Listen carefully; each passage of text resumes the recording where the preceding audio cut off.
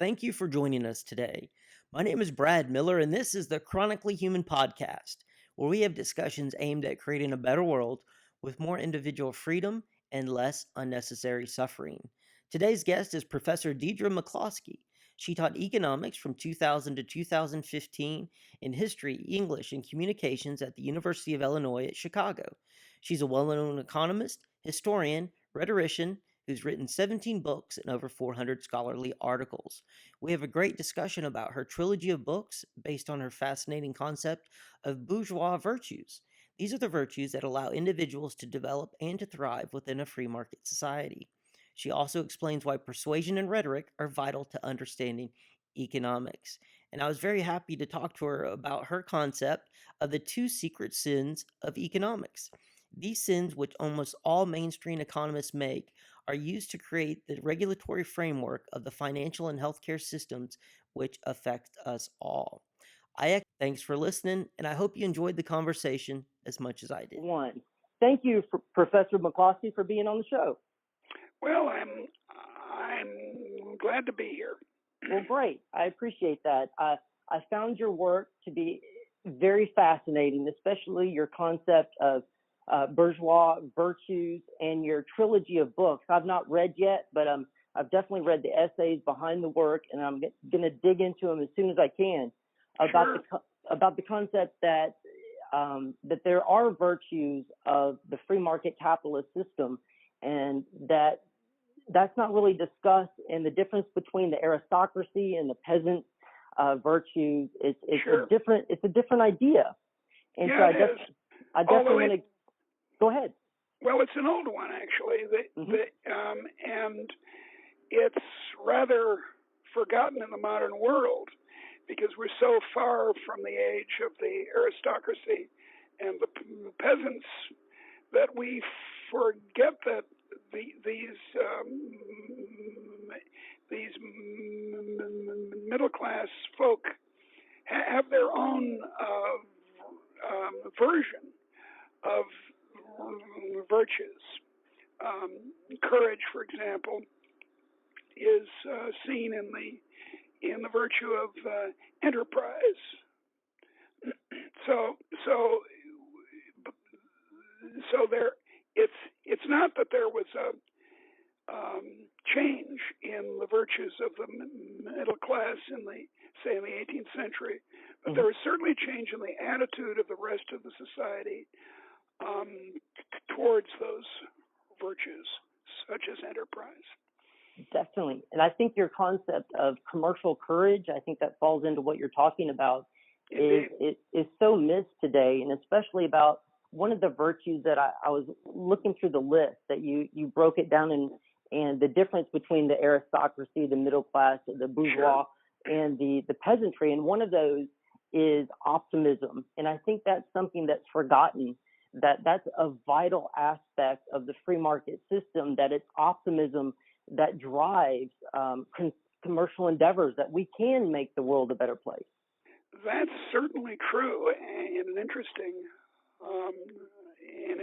observation.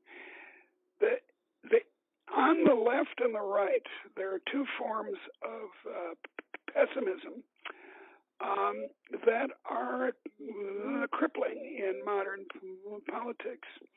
On the left, the idea that ordinary exchange is exploitative, that if you're a hired worker, you're necessarily being exploited by your employer. And on the right, the great pessimism about the decline of Christianity and the falling away from virtue. And I think the evidence is that both of those are wrong. That in fact a functioning system of market enterprise is, as you say, based on hope, on the virtue of hope. That is on optimism. Yeah, definitely. And I think that it's a great point about the left and the right, that there is pessimism on both sides, and that drives a lot of our debate, and that And I think that comes down to the concept that there's a limited pie out there. What's your take on that? That the pie can be, in my opinion, the pie can be expanded infinitely because we can always do more with less. Well, yes, it certainly can be expanded, and that kind of optimism is, I think, going to be the fact of the next century in the world. I think there's no question, if we don't screw it up, that in the next century, the whole population of the world will come to have high income. I mean, it's happening now in China and India, though they're still both very poor countries. They're improving at a tremendous rate. So there's deep cause for optimism. I mean, in the last couple of centuries, since 1800, income per head in the world has increased. I mean, this is in real terms, allowing for inflation, by at least a factor of 10, and higher in countries like Japan and Finland that were extremely poor once and now are very rich, and that's all because we've accepted the bourgeois virtues as a model for a society, and we've to the extent we have, we've cast aside the values of aristocracy that support a kind of conservatism, or the values of the peasantry, which supports socialism. Gotcha, definitely. And I think to your point about the raising of the standard of living is really important, that it's hard for people to have a context of what life was like 100 years ago or even 200 years ago, and the absolute amazing progress that humans have made in the last 200 years, and to really pin down why that's occurred. Yes, it's the great central question of economics, as Adam Smith said in 1776. The central question is the nature and causes of the wealth of nations. And Smith thought that there could be a moderate increase in income in his own country of Scotland, but in fact, what happened is not 100% increase or a 200% increase, but a 3,000% increase in the income of the poor since 1800. It's simply astounding how rich we are by comparison with our ancestors. People speak of the problem, as they see it, of inequality nowadays, but the real news is not inequality, but this enormous increase in income per head, which makes the remaining inequality unimportant. I don't care how many diamond bracelets some very rich person has in her jewelry box, but I care about the income of the poor, and that's been transformed from 1800 or 1900, or even when I was a child in the 1950s. And I think too that you talk about the income inequality, and I think that's a big part of, definitely on the left, they do focus on that, and getting back to the idea that it really matters about the amount of wealth that everybody has, really, to look at the basic standard of living. And I think a perfect example of that is really North Korea versus South Korea. If you look at how the lights are, when at night, it's all in the South. Sure. Those remarkable photos from satellites at night, where South Korea appears to be an island, Mhm. and the same was true of East Germany and West, and now Venezuela versus Colombia, where equality has been the chief goal of the government, often a fraudulent equality, as is certainly the case in Venezuela now. The result has been an equality of poverty, of extreme poverty. Would you rather live in South Korea or North Korea? I think people are voting with their feet.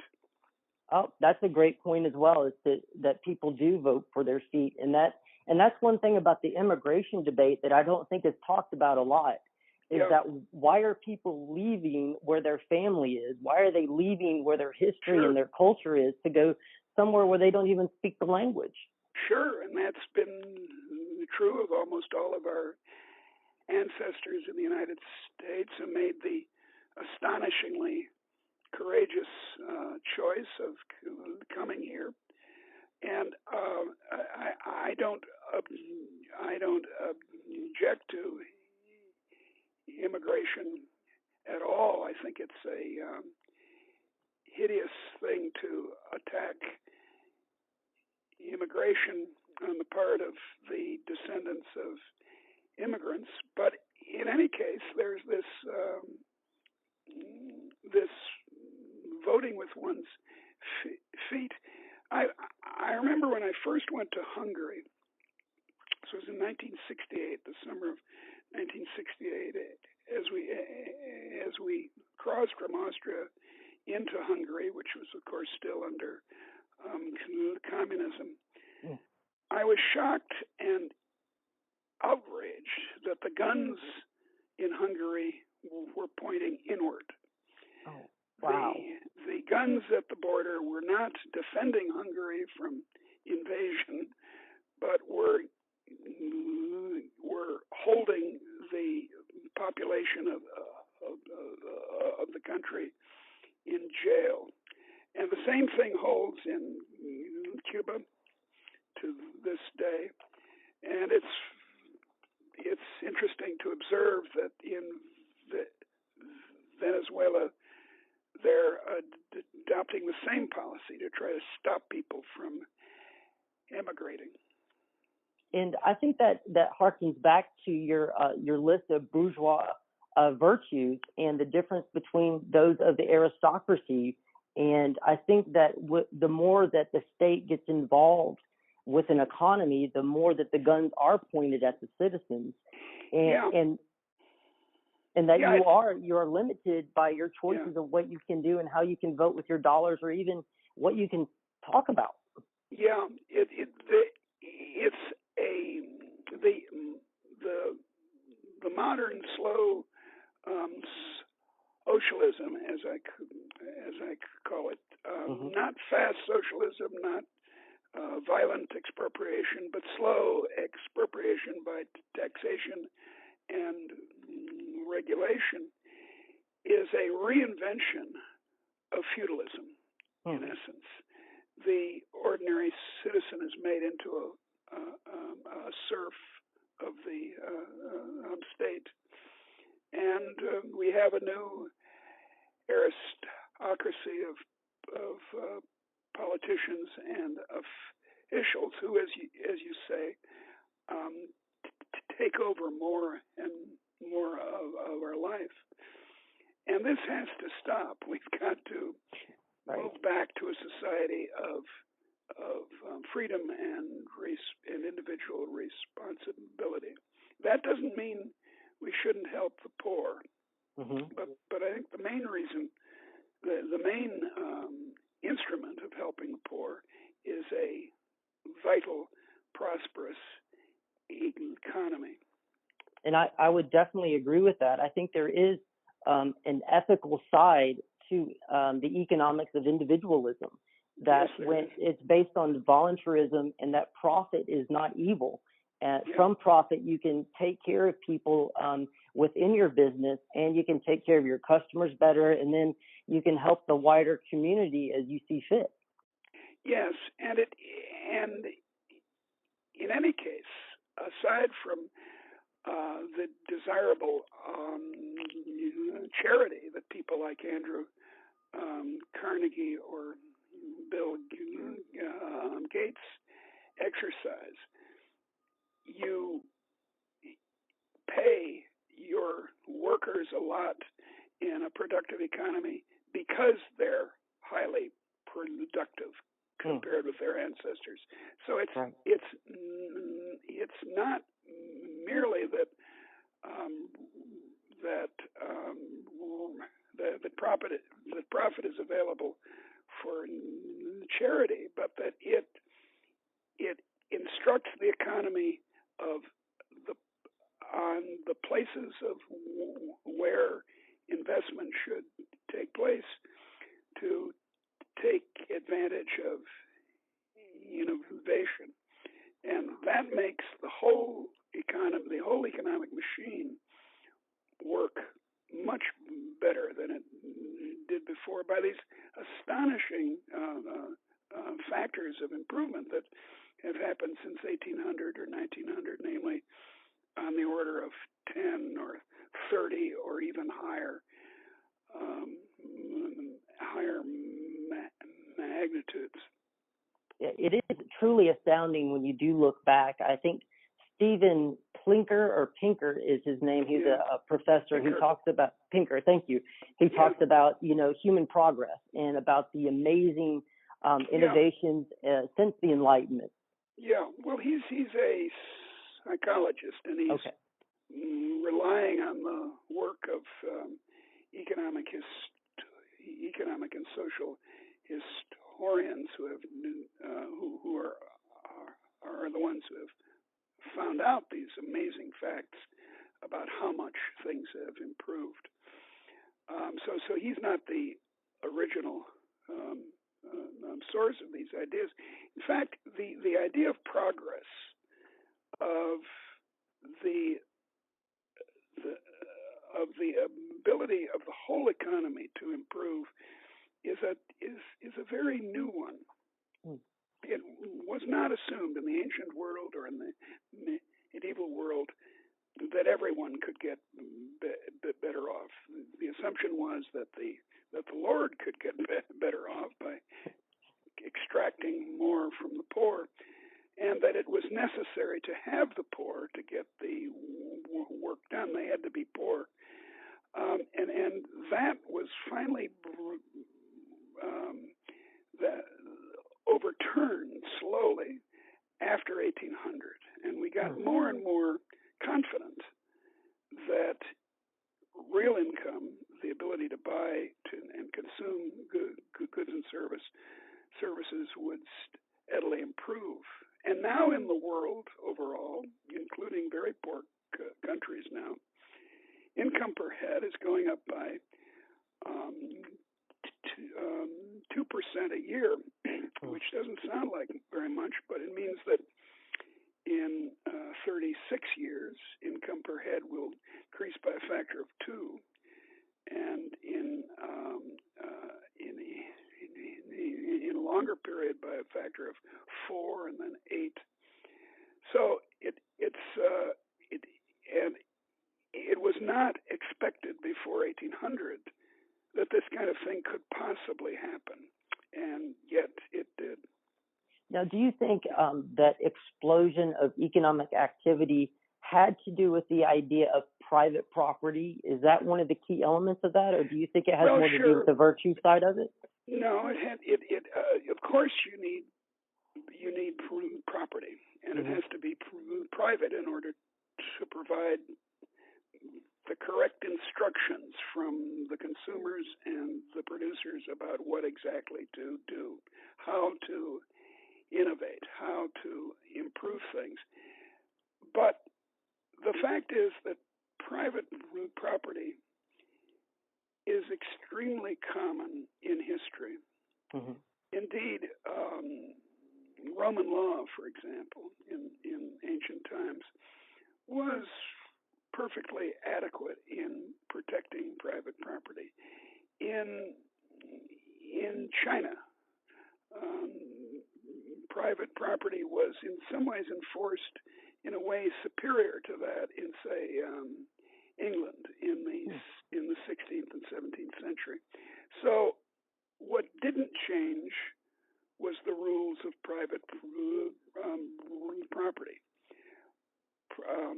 Property is a necessary condition, to be sure, just as peace is a necessary condition, and the existence of a labor force, and that the sun shines, and so forth. Those are all necessary conditions. Mm-hmm. But what was a sufficient condition?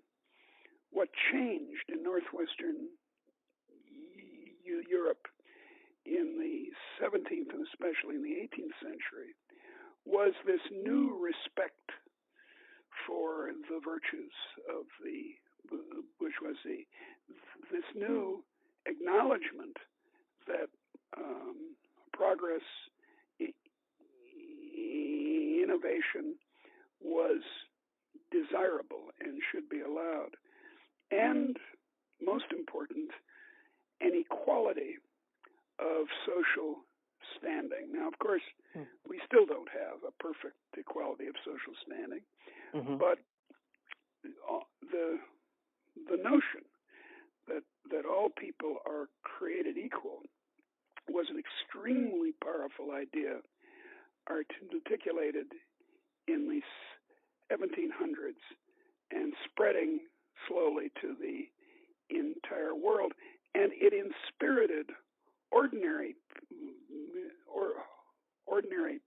people to try out things, as the English say, to have a go.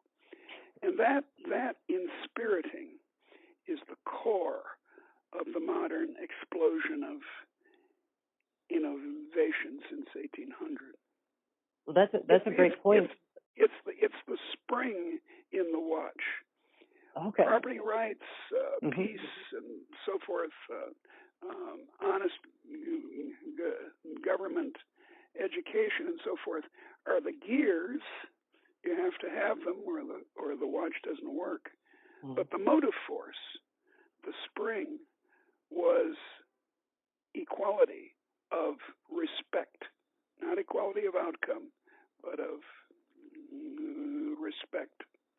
And that's one of the virtues that you talk about with the bourgeois, that when people are entering into a commercial transaction, that you're dealing as an equal between producer and consumer. You are.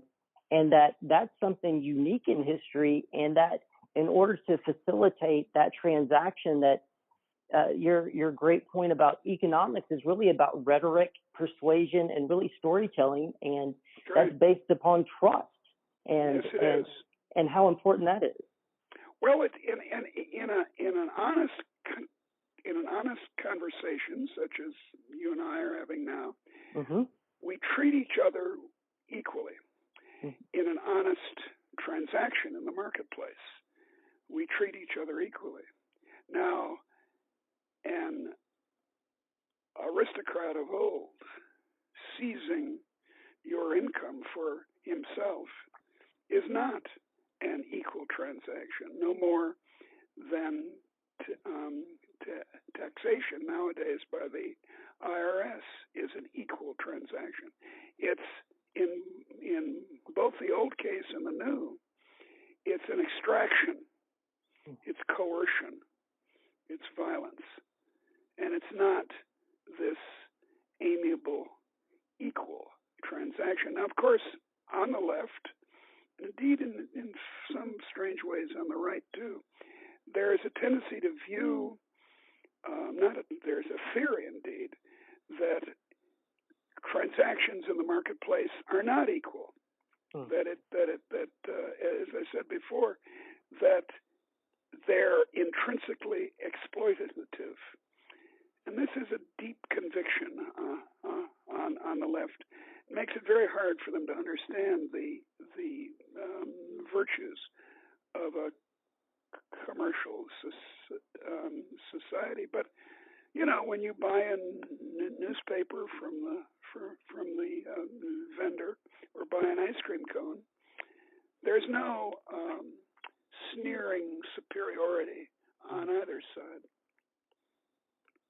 Yeah, definitely. That's a great point.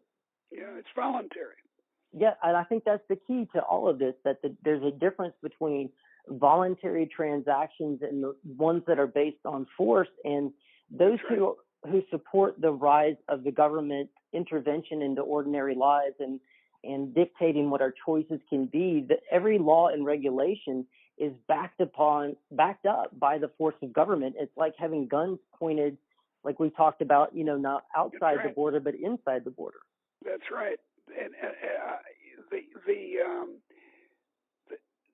I'm urging us to not call what we do private or public. That makes the public sound nice and makes the private sound exclusive and unpleasantly so. I think we should call it voluntary and involuntary. Yes.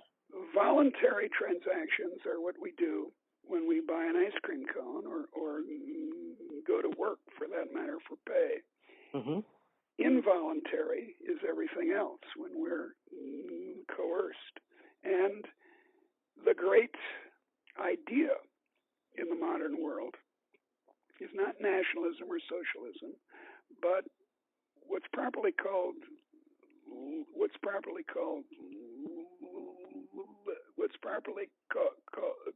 liberalism. Not in the modern American sense, which is just another word for slow socialism, but in the sense of a society in which everyone is free, in which no one is a slave to the coercive practices of someone else. No men superior to their wives, no masters superior to their slaves, and no IRS superior to all of us. So voluntary versus involuntary, that's what we should be focusing on. And I think that's an excellent point about language. And you actually talk and write a lot about the idea that economics is rhetoric. Yeah. And in a profound sense, Adam Smith was an early advocate of this view. His first job was essentially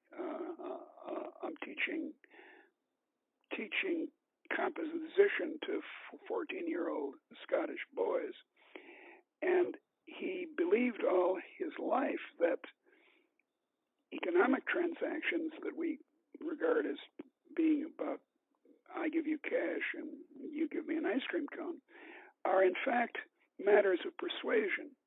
I'm offering you the money to persuade you sweetly, without compulsion, to hand over the ice cream cone. It's not violent coercion. It's, as I call it, sweet talk. Yeah, and indeed, if you think about it, a modern economy, unlike the economy of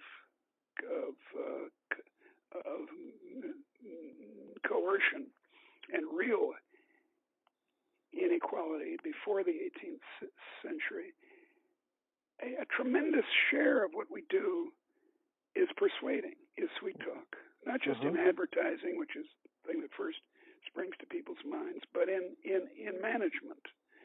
A modern manager, a modern supervisor can't compel obedience by the people she's managing.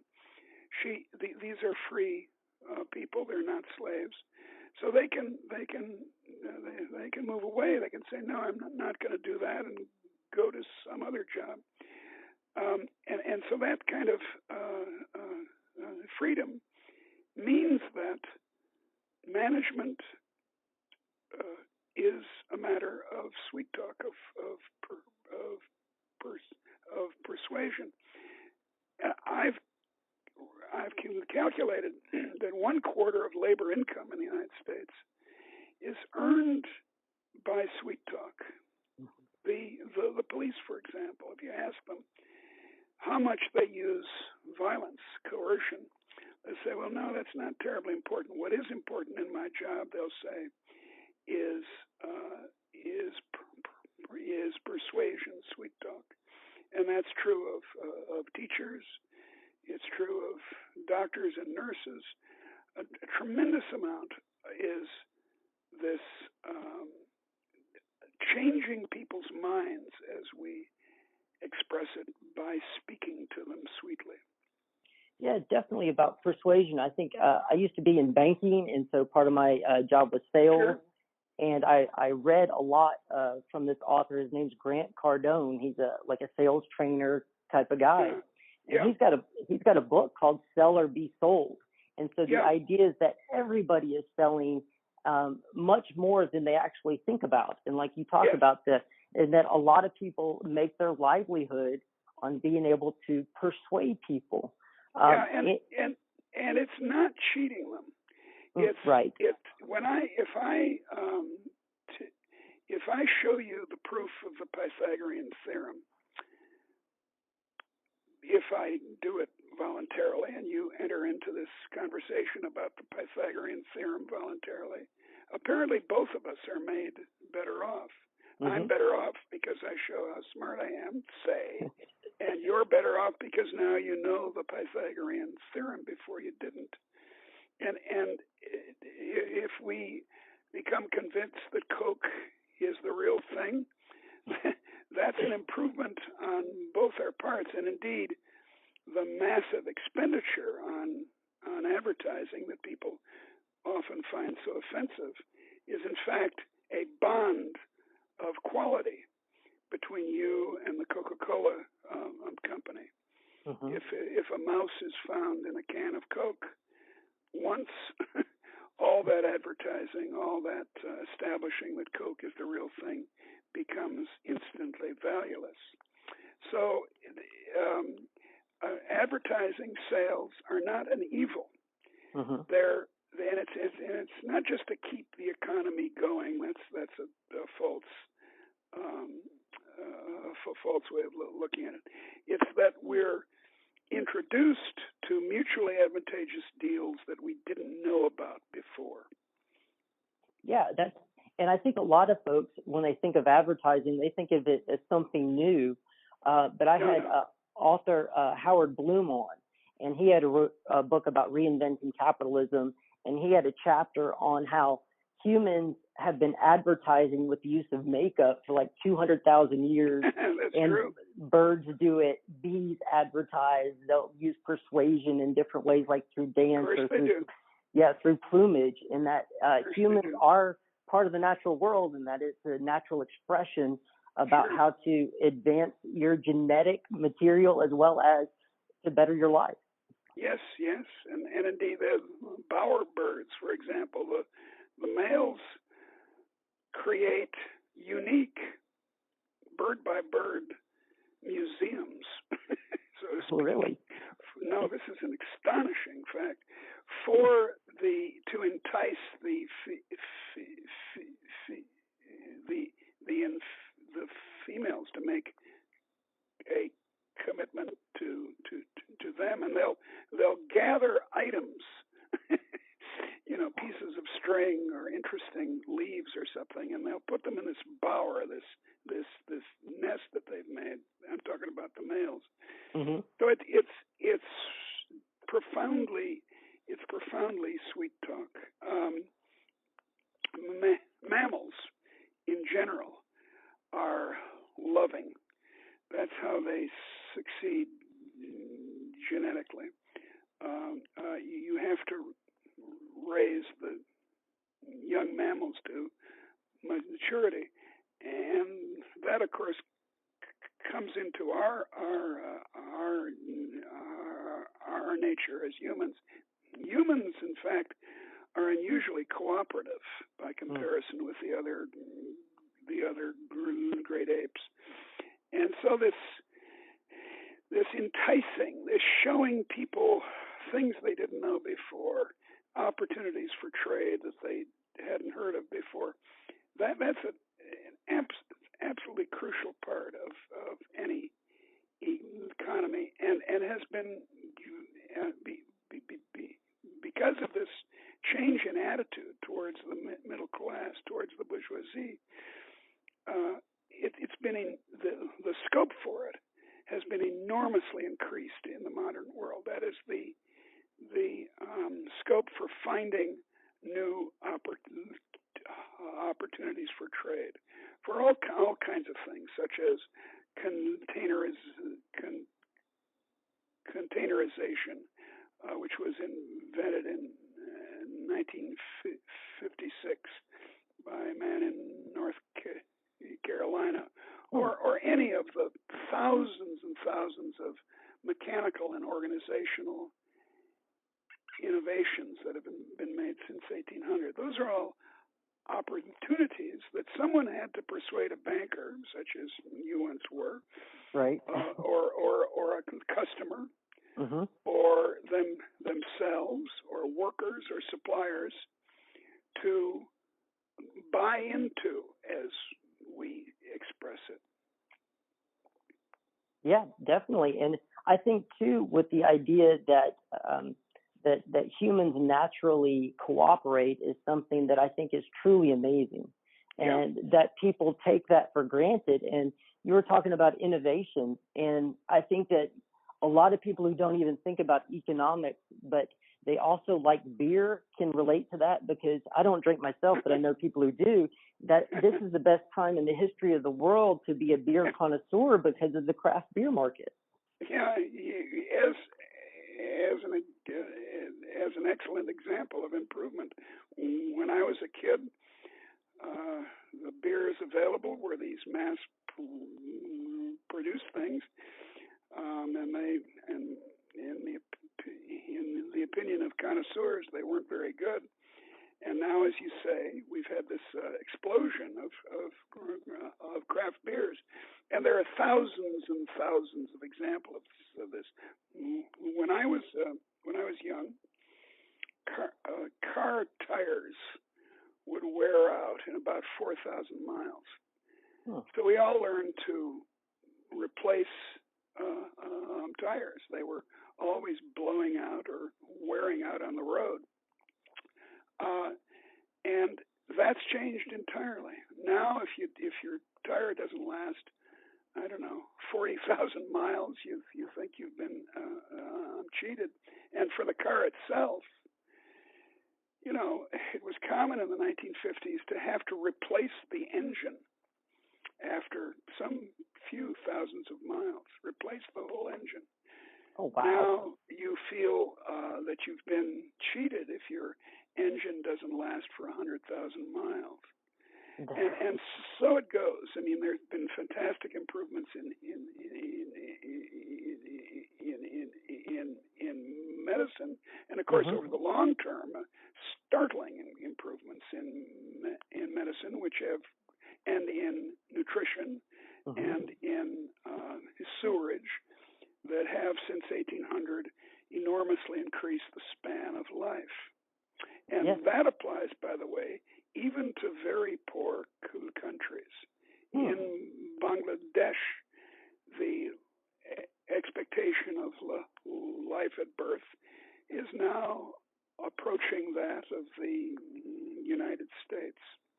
Wow. How about that? I was not aware of that. And I think that's a great point, that innovation, travels. Yeah. Well, it certainly does. And in fact, in the case of Bangladesh, as a result, they're having many few children per family.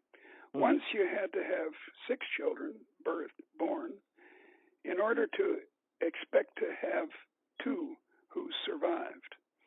Now they all survive. Now all the children survive because of modern treatments for and inoculation for childhood diseases, and improvements in the quality of the water supply, and so birth rates in Bangladesh have fallen and fallen and fallen. Now they're only slightly above replacement. That's in one of the poorest countries in the world. Wow, that's that's very encouraging. A lot of times, I think the news is meant to depress us, so we want to buy stuff. I know we talk about the good of advertising, but at the same time, I think people can manipulate that, and I think it's good to tell people about the positive aspects of the world. I think it comes down to philosophy. I mean, you've really brought philosophy back into economics, I think, where it originally started, because Adam Smith was really a polymath that I had no idea that the breadth of his work is astounding, and I think you're following in that tradition. Well, thank you.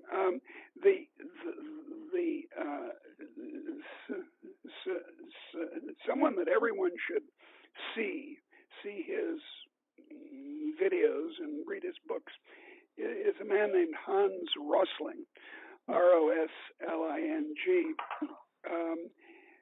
who, alas, passed on last year.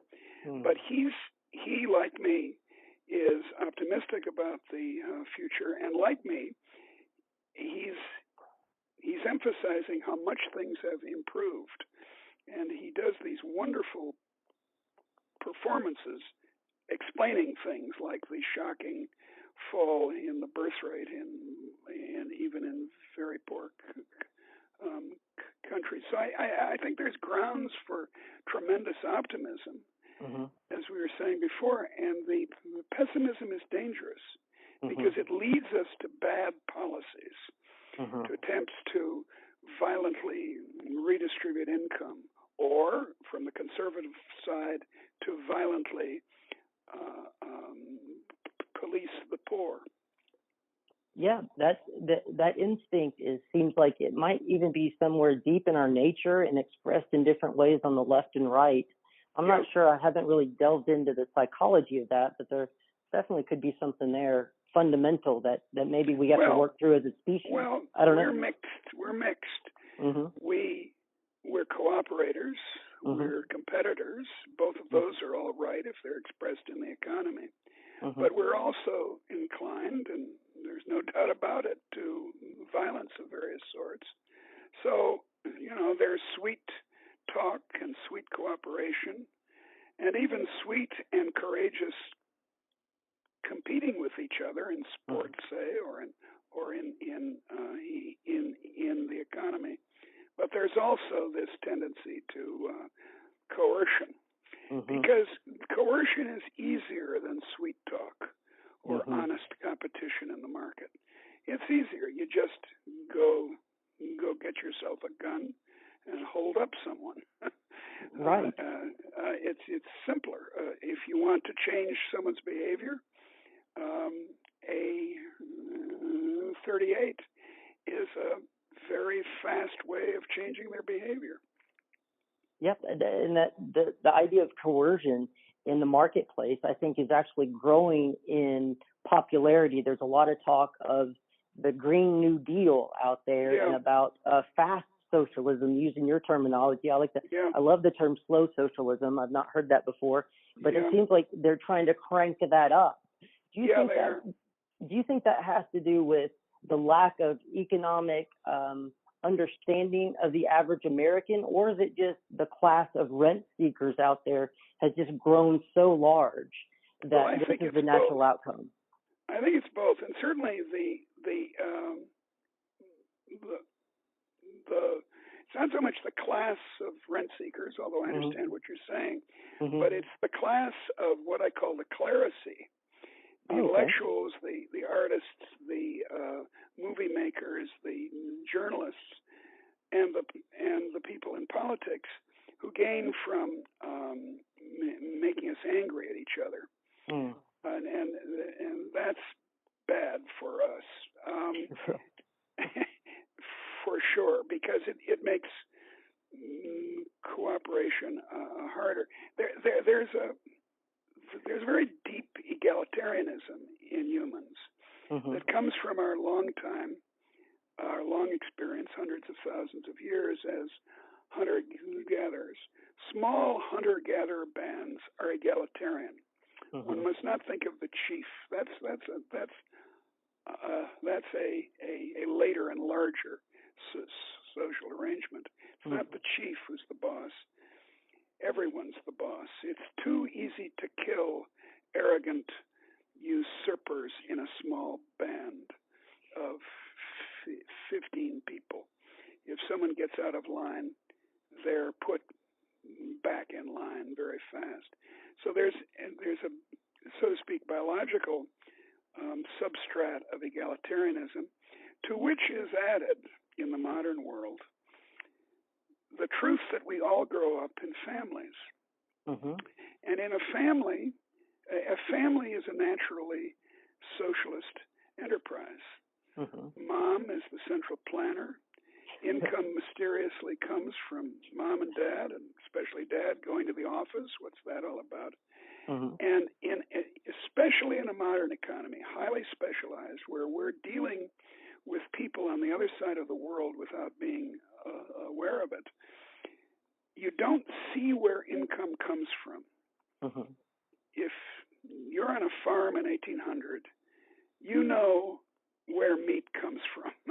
Right. You know where your food comes from. Whereas now, you know, meat comes from the grocery store in a nice plastic wrapping. And so we can't see clearly the specialized production side of the economy, and so we think of income, and here's where it comes down to where the rubber meets the road. We think then of income as falling like manna from heaven, and then it's natural to divide it up equally. I mean, look, if you're with friends and dividing up a pizza, which you've paid for, and you say, well, I paid for the pizza, I'm going to get 90% of it. That's a friendship-destroying move, obviously. Yes. Right. Among friends, we're all things are equal. That's fine. But that's in a small group. It doesn't work in what Hayek and called the Great Society, the big group. There we have to depend on this specialization and the intrusion of egalitarianism from our genes or from our upbringing in families can spoil it, and has over and over again. And as you said, in North Korea and in Venezuela and so forth. Yeah, definitely. And you talked about the movie producers in academia, and those folks who really support the expansion of the state because they benefit from these massive corporations that can benefit from government laws. That those people they benefit from the current establishment. Yeah, but I don't want to say that it's simply because of their interest. Okay, gotcha. That people feel this way. I mean, I was once a socialist myself when I was a teenager, sure. And I have lots of friends who are socialists, lots of friends who are conservatives too. And I'm not either. I'm not either a conservative or a socialist. I'm a liberal in the old sense.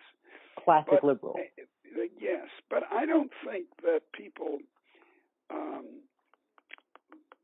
sort of vote their interest all the time. If that were true, politics would have a very different shape. No, I think people sincerely believe that it's easy to run the economy. This would be characteristic of the left, and that therefore it's easy to make it equal in outcome, and that there'll be no problem because income does, they think, fall like manna from heaven, and therefore, like the pizza being divided, it should be divided equally. Whereas if we try to do that in a complicated modern economy and pay the brain surgeon the same as the cab driver, we're not going to get enough brain surgeons, because it's easier to be a cab driver than a brain surgeon. If we indulge this egalitarianism, which by the way is unachievable anyway. Look, you're smarter than I am. I have some ability that you haven't got. We're all unequal, right. And if we're going to benefit from other people's unequal endowments, as St. Paul said, we should let them do what they're good at and let us do what we're good at and trade.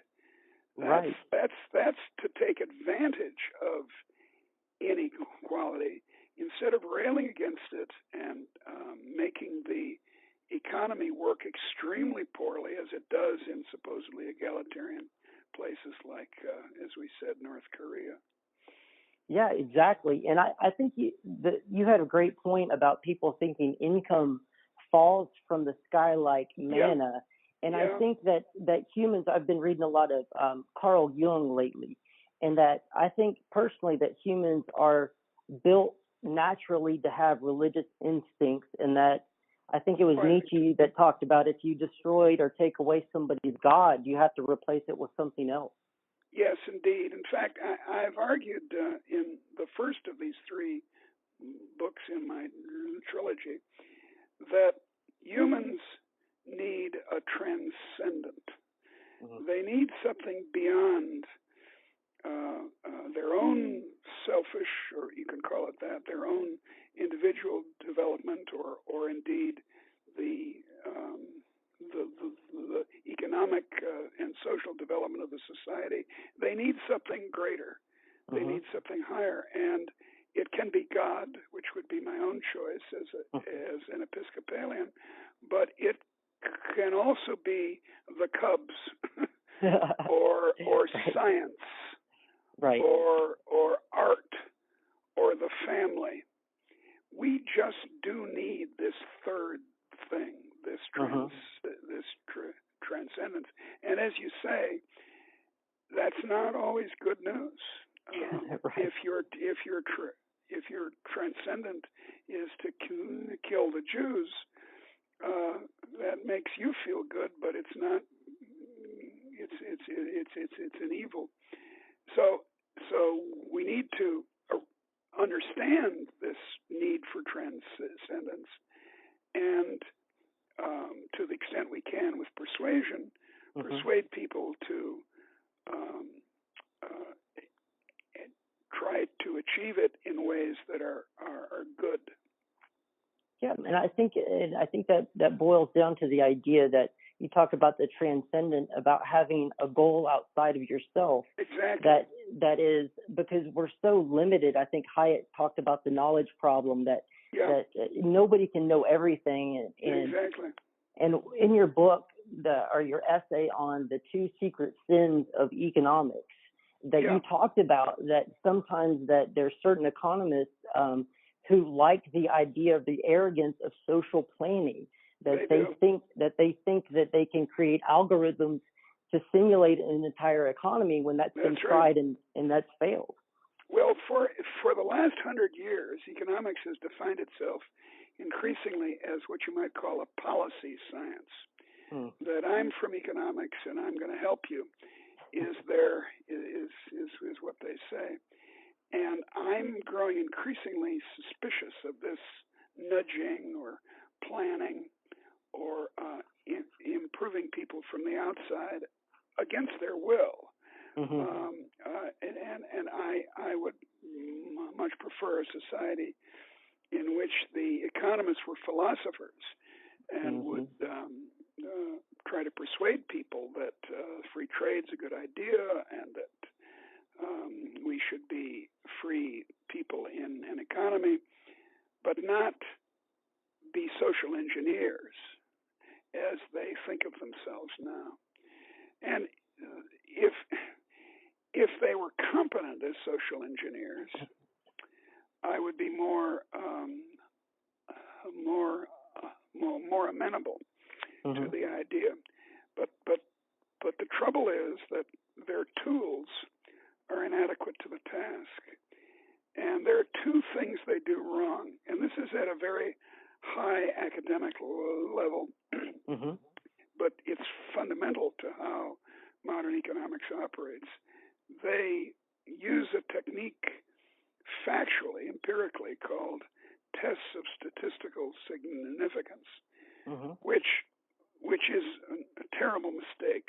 The American Statistical Association in 2015 issued a report saying that it was a terrible mistake, and some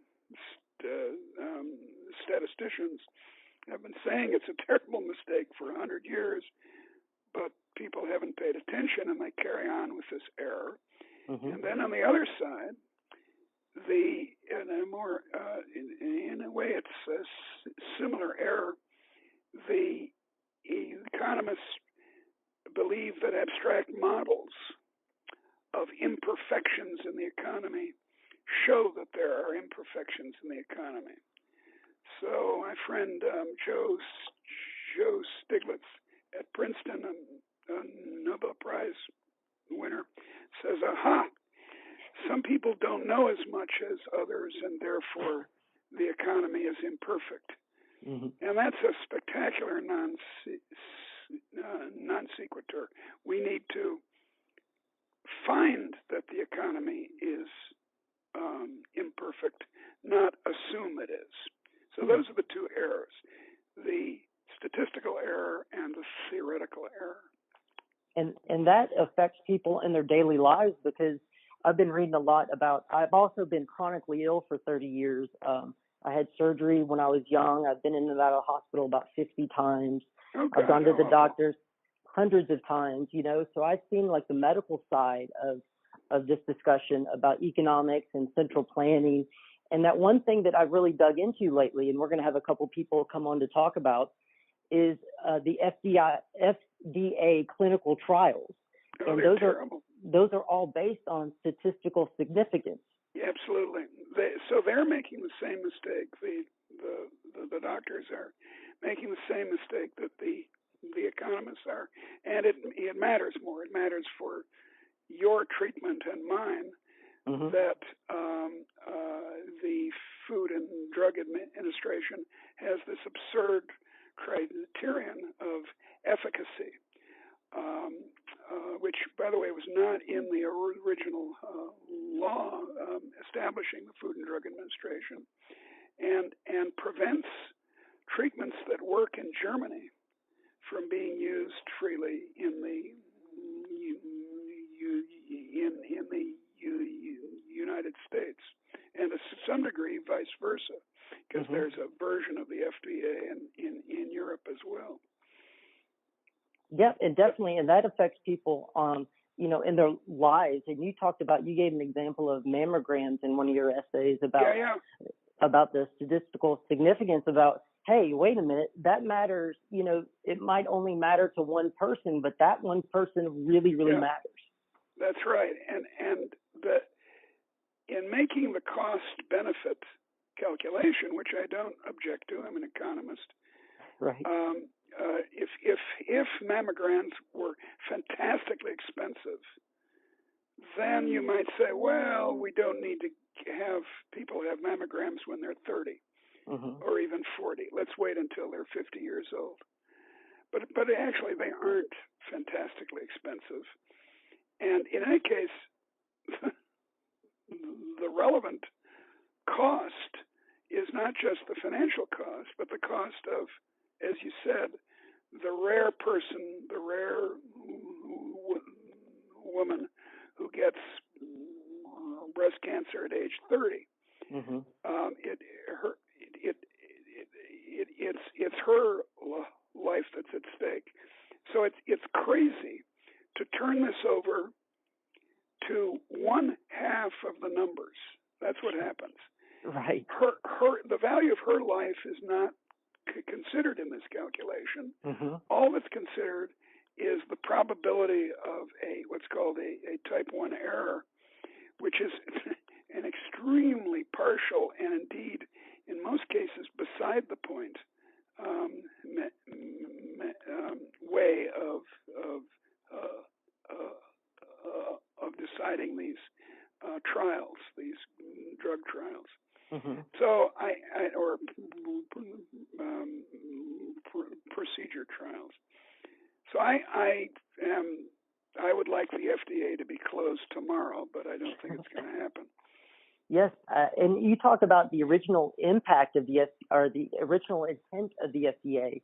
And I had Dr. Mary Ruart on. She was in the pharmaceutical industry, and she came on to talk about how in 1962 the FDA's mandate changed Yes. to not only to look at safety, which was why they were created, to efficacy, and that's really caused so many problems.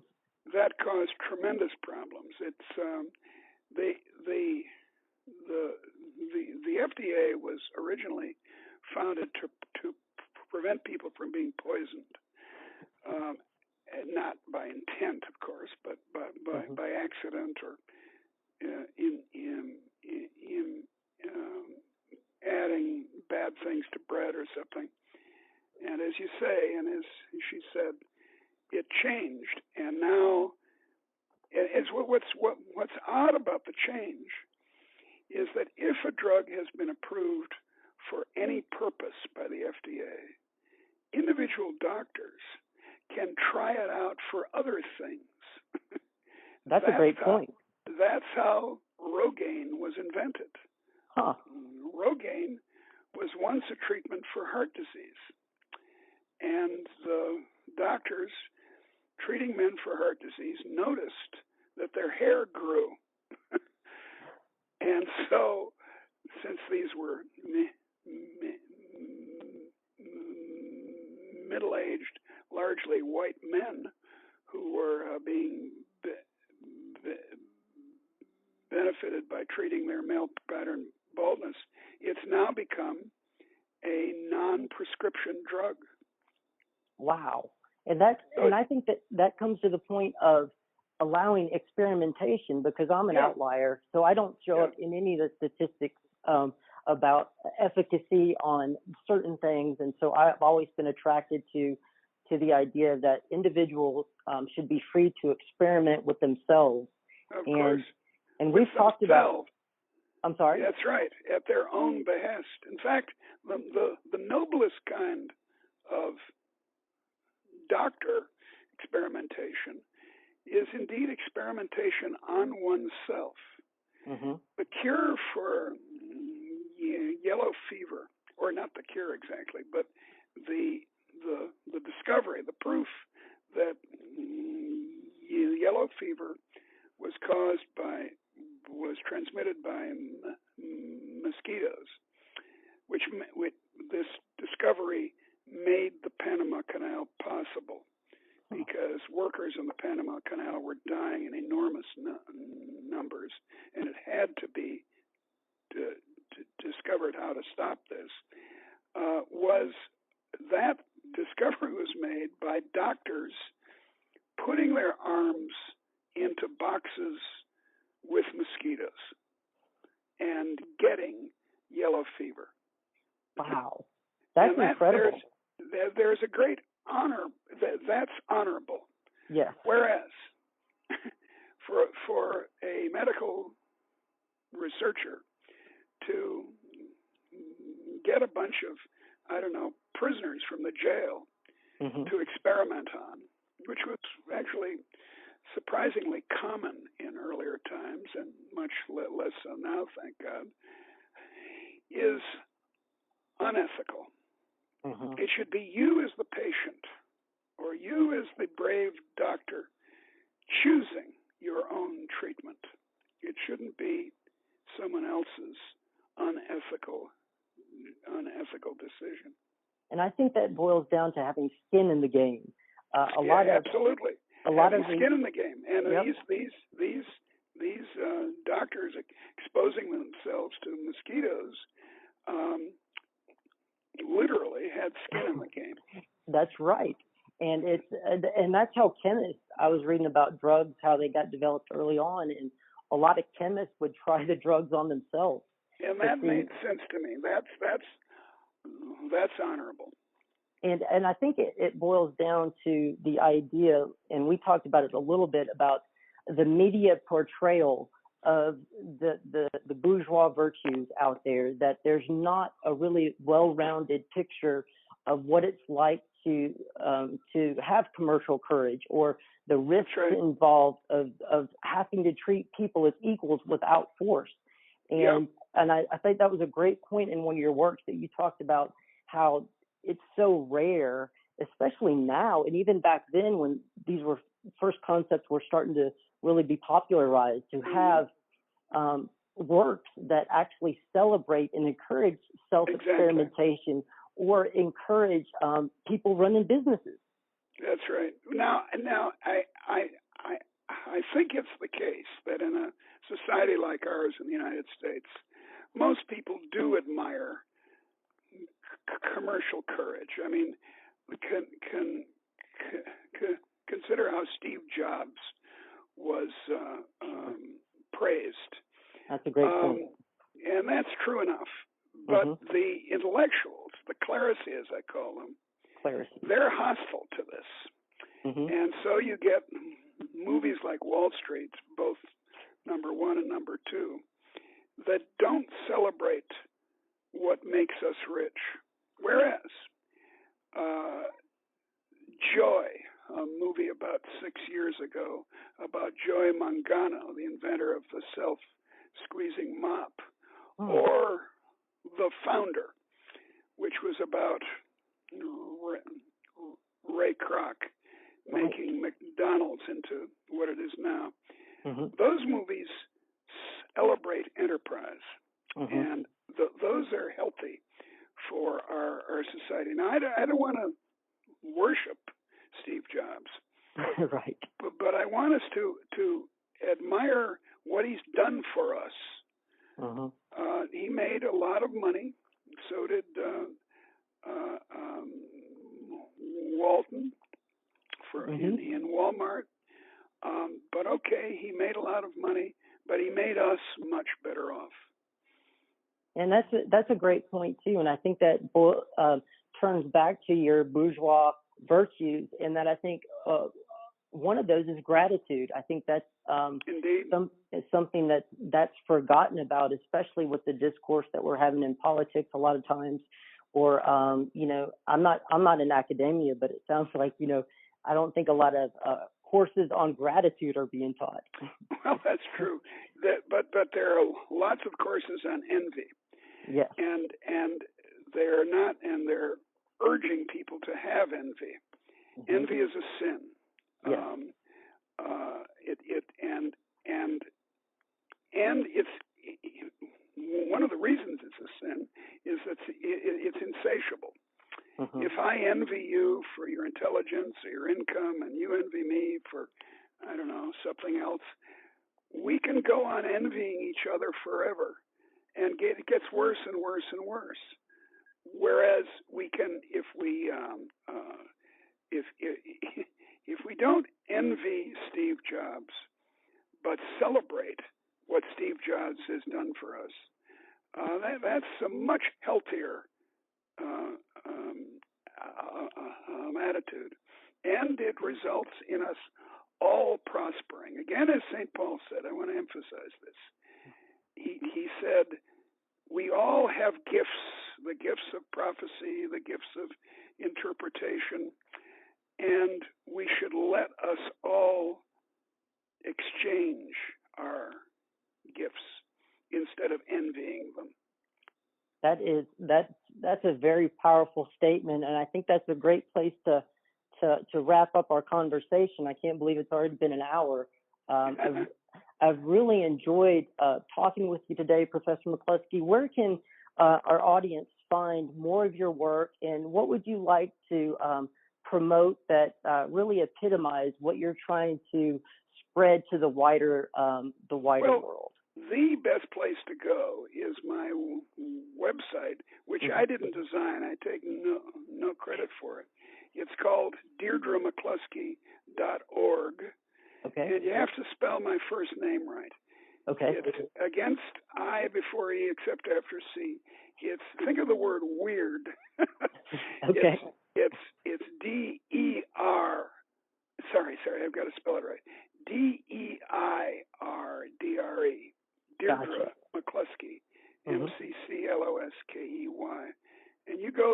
if you and it has lots of short pieces. It has other interviews I've given, and then you can graduate to buying my books. Mm-hmm. Please do. Yeah, is that the best way to support your work for people who want to learn more and to support what you're doing?